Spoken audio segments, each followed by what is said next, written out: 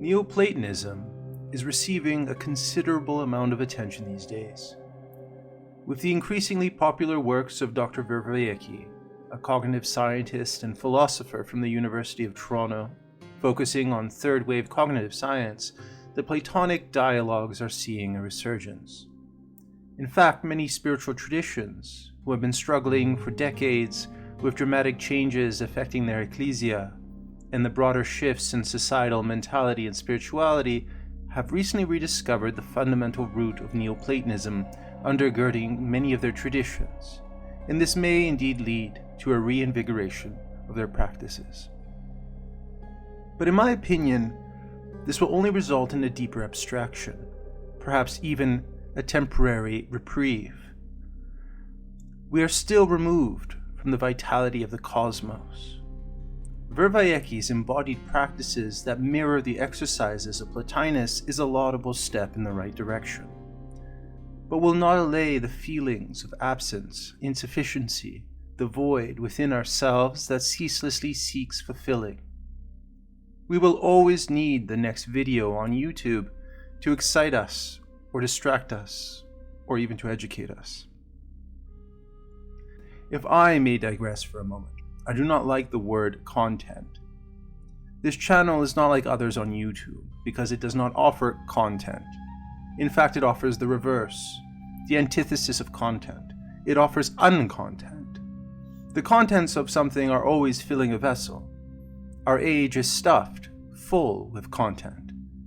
And when a stomach is full to capacity, how poorly it functions, how slow it dissolves material for absorption to the blood. Admittedly, I find myself endlessly fighting the YouTube algorithm's voracious demands for new videos, new content, the subscription numbers threatening to drop off, the charts and analytics showing incremental incline and decline. This is all an illusion, the frenetic pace of the spirit of the times. To the inattentive eye, this channel can come across as disorganized, haphazardly put together, and incredibly divergent in its subject matter and emphasis.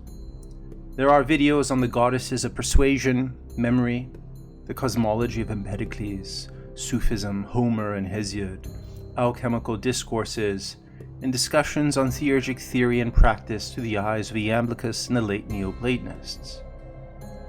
Is there a through line within these topics? Of course there is. The ancient practice of theurgy, above all, focused on contemplation as a means to ascent and ultimate union with the gods. But as we clarified earlier, this ascent is through objects of contemplation. These can be seen as symbols. Almost every one of my videos indicates some sort of symbol or symbolon, and symbols for theurgists are not equated with meaning per se, but actually function as particular markers within the cosmos. These markers act as conduits or junctions, with multiple roads diverging and uniting at different levels of the cosmos. Each symbolic junction, each connector, if traveled through and assimilated within the human person, leads closer and closer back to the soul's origin. Each god is visualized as leading a procession of symbola and synthemata, from minerals to vegetables to animals, to daimons to angels and even higher invisible beings.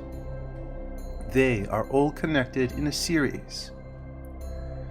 Theurgic movements can be visualized upward or downward. You can ascend, but every soul must also then descend, because of our rooted nature.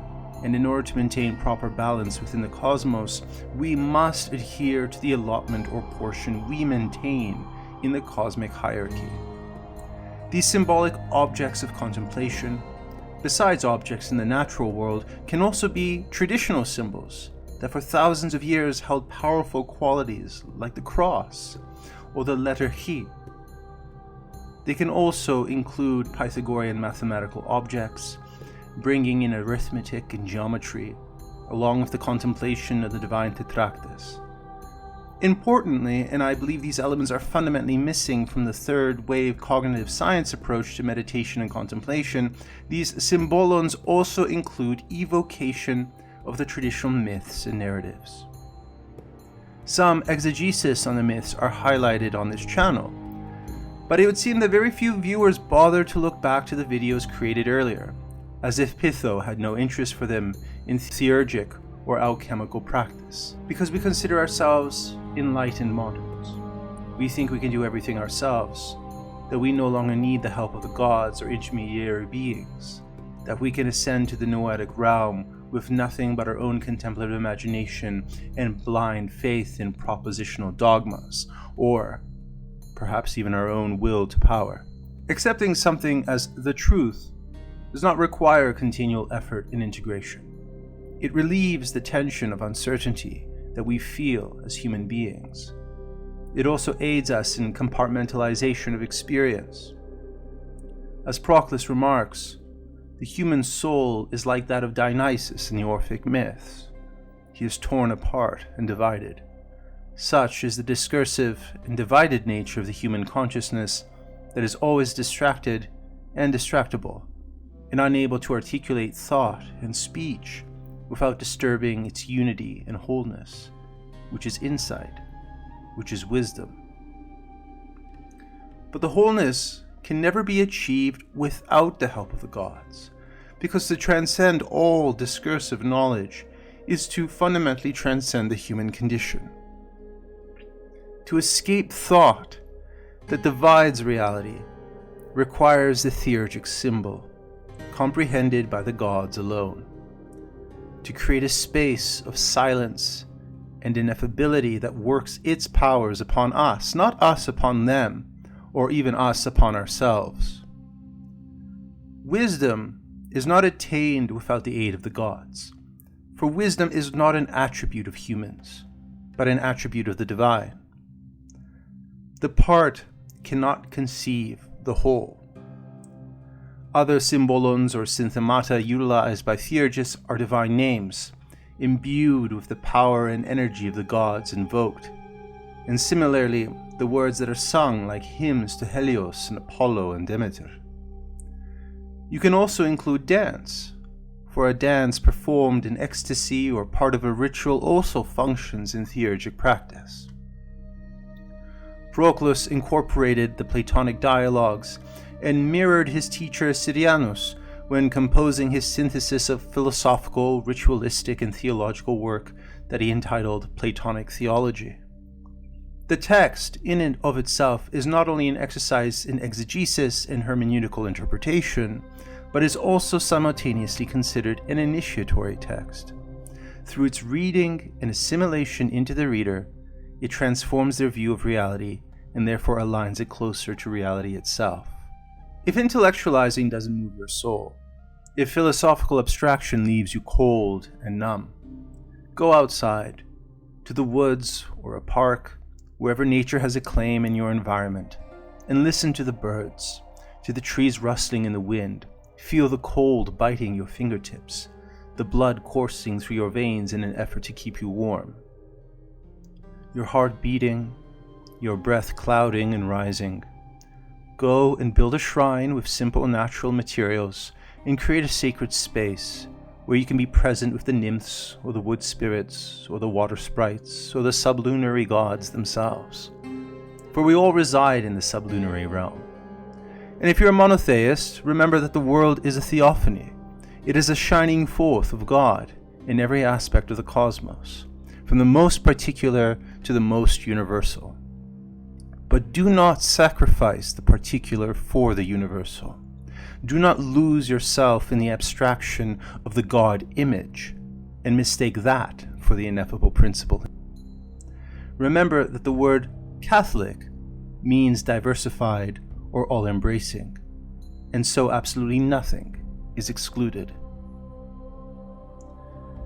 There are many things that the past 3 years of global events has shown, but the one for me that applies within the realm of theurgy is contraction of space and the importance of localism. Rather than large-scale global travel, we have had an opportunity to connect to our immediate environments, to meet local people, and to develop our primordial connection to the land. There are still no doubt many challenges to meeting others in a landscape of atomized individuals, But there is also an opportunity to reflect on what is truly important, and developing those sacred bonds and relationships with the forces that inhabit and give life and maintenance to our world.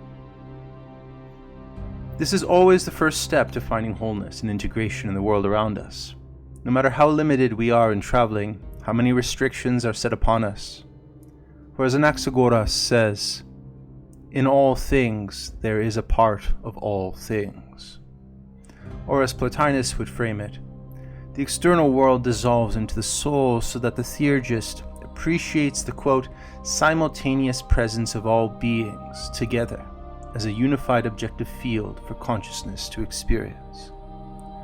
Panta plere theon ainai. Take care for now.